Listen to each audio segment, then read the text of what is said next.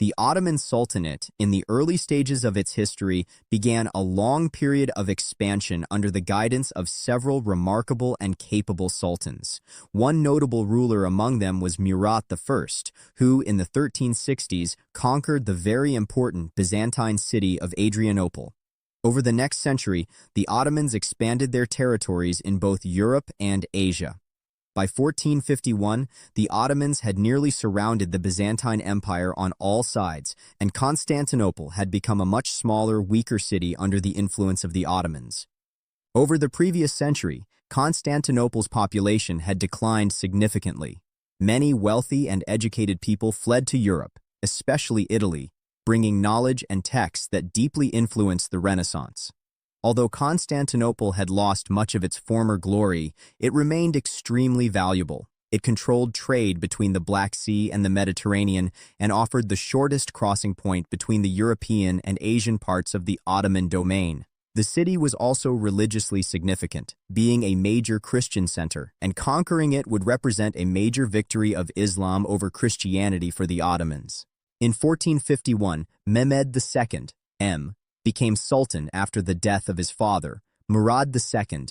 At that time, Mehmed's uncle, Orhan, was held in Constantinople by the Byzantine emperor, who threatened to release him unless he received more money. This was yet another reason for Mehmed to capture Constantinople. He gathered around 50,000 soldiers and laid siege to the city. The Byzantines refused to surrender and sought help from fellow Christian states in Europe. Venice and Genoa sent some reinforcements, but it was far from enough to change the course of the battle. The Ottomans brought a massive cannon, and their elite janissaries were also part of the campaign. After a 54-day siege, Constantinople refused to surrender, so the city was captured and heavily plundered. A large portion of the population was killed or enslaved. Mehmed spared some key sites, such as Hagia Sophia, as he intended to make Constantinople the Ottoman capital. The fall of Constantinople shook the Christian world of Europe. Several popes called for a crusade, but no nation was ready to commit substantial support. Pope Pius II intended to personally lead a crusade, but he died before the campaign could begin. The capture of Constantinople cut Europe off from Black Sea trade, making the Ottomans wealthier as they could now tax shipping. Venice was quick to strike a trade deal with the Ottomans, as money was of prime importance to them. The fall of Constantinople is considered one of the most significant events in world history. It marked the true end of the Roman Empire. The Ottomans secured their position, and Greek scholars fleeing Constantinople further strengthened the Renaissance. Some historians even considered this event as marking the end of the medieval era and the beginning of the early modern era. Mehmed made Constantinople his center and converted Hagia Sophia into a mosque. He also built a new royal palace from which the empire could be administered. The Ottoman political system revolved around the sultan and those closest to him. The sultan's harem was very influential. Many concubines lived there, and the sultan often had children through them.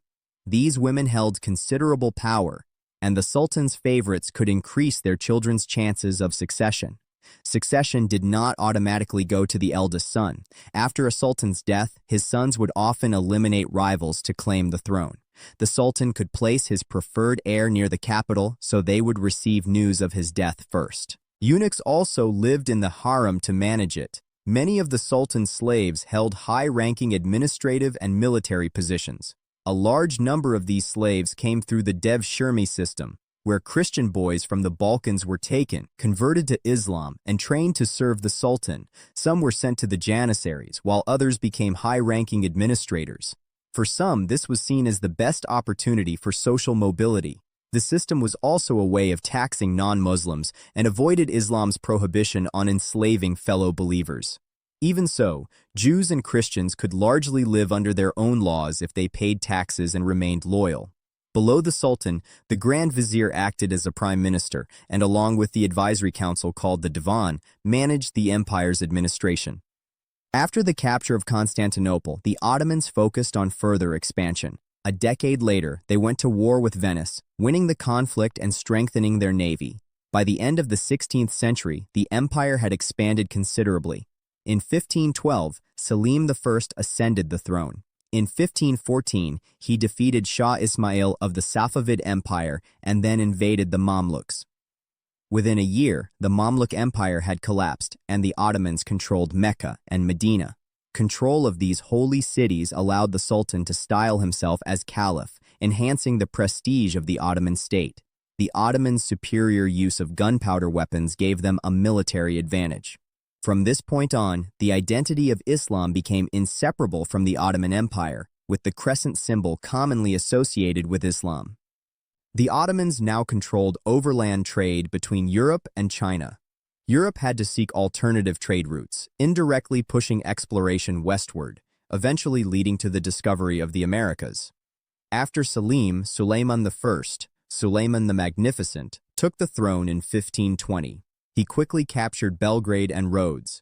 Suleiman faced two major opponents, the Habsburg monarchy, led by King Charles V of Spain and the Holy Roman Empire, and Portugal, which controlled Indian Ocean trade. The Kingdom of Hungary was the first major obstacle to Ottoman expansion in Europe. In the Battle of Mohacs, 1526, the Ottomans decisively defeated the Hungarians, and King Louis II died while fleeing. Budapest was looted, and independent Hungary came to an end. The Ottomans could now directly strike at Austria. They laid siege to Vienna in 1529, but failed. By 1541, the Ottoman-Habsburg borders had stabilized. The Ottomans also expanded in North Africa, controlling the Barbary coast from where pirates attacked European shipping.